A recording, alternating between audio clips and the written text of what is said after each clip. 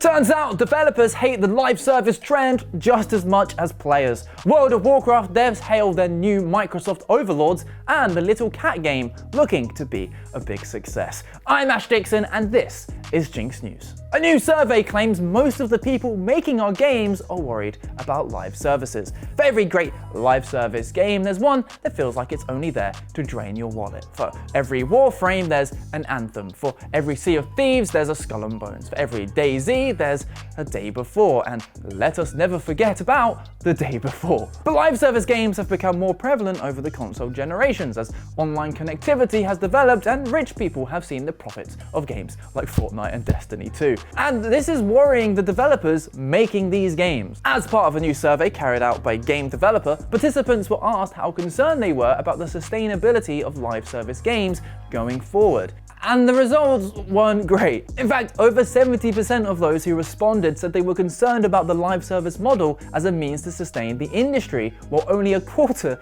disagreed. And I mean, is there any real surprise? Look at the live service titles that have released in the last few years. Babylon's Fall, Knockout City, Foam Stars, Marvel's Avengers, Suicide Squad. Bad games? Not really, but bad live service games?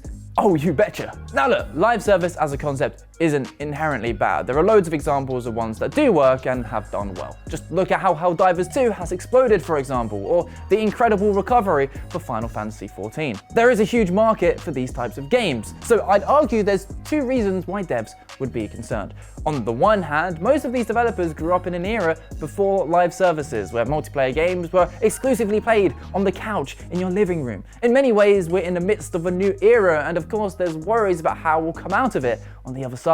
However, there's also the very real concern that those at the top of the food chain are looking at the profits live service games are making, and they want a piece of that pie for themselves. Forgetting that there's only so many people in the world of only so many hours in the day to play games. Live service games work because people commit to them for the long term. They don't just jump from one to the next, you know, like how single player games work. So the fact that an astonishing 95% of the industry is working on live service games right now is quite frankly ridiculous. The market is already full, you're just throwing more water into the sea. And it seems people are tired already. Gameloft have just done a U-turn on their Disney Speedstorm Battle Pass plans after they made the stupid decision to make it only accessible by buying it, pissing off pretty much all 6 people who play Disney Speedstorm. And this is the latest in a string of examples of game companies using live services to slowly take all of your money to keep getting all of the same content. And if people are getting this fed up and gaming companies are gonna keep making more, then no wonder devs are worried. But what do you think of live service games? Do you have one that you stick to, or are you worried about their growing influence on games? Let me know down below. When Microsoft's acquisition of Activision Blizzard finally actually happened, there were a whole load of questions on what that might mean for their library of games. But it turns out Microsoft is taking a very hands-off approach, at least when it comes to World of Warcraft. According to the game's vice president, Holly Longdale, not only are they tremendously supportive, but they're very happy to let Blizzard be Blizzard. Plus, with so many huge games now under the Microsoft umbrella, it seems there's a massive sharing of knowledge taking place. Longdale says she's been able to talk to the Elder Scrolls Online team, where they've been able to discuss what they're up to and what's been working for both teams. And it's really starting to feel like this could be the dawn of a World of Warcraft renaissance. The new expansion, The World Within, drops this year, aligning perfectly with the game's 20th anniversary, and it's riding off the back of Dragonflight, perhaps the best expansion of the decade. And yeah, I'll admit, they're clearly pushing that archaic engine to its absolute limit. It doesn't matter how talented the art team are at this point, the game is always going to look a bit dated. But that can be overlooked if they nail the core gameplay loop. And according to the lucky few who've been able to test out the alpha for The War Within, that's what they're doing. In fact, whether they're people who currently play WoW or those who dropped it years ago, the consensus seems to be the same. They're all going to be subbing when this expansion drops. One of the reasons is that dragon flying is here to stay, although that's now been renamed to dynamic flying. And yeah, that whole thing was ripped from Guild Wars 2, but the fact that they've added integration and animations for literally hundreds of flying mounts is a hefty amount of work. And it's the little things too. They've even added an arachnophobia filter now for those who hate spiders. With a flick of a switch, instead you're just slaughtering some pesky crabs. Interestingly, the idea of bringing the game to consoles has also been reignited reignited. As Longdale has said, they're Microsoft now, and while she's not confirmed anything, bringing WoW to Xbox sounds like a win for everyone. How that would actually play is a whole other discussion. I imagine the mass amount of spells would probably be handled with radial menus, such as we saw in Baldur's Gate 3. Either way, I'd love to know what you think, especially if you've never touched WoW. After all of these years, are you finally tempted to give it a go? And if you've played it in the past, will you be renewing your sub?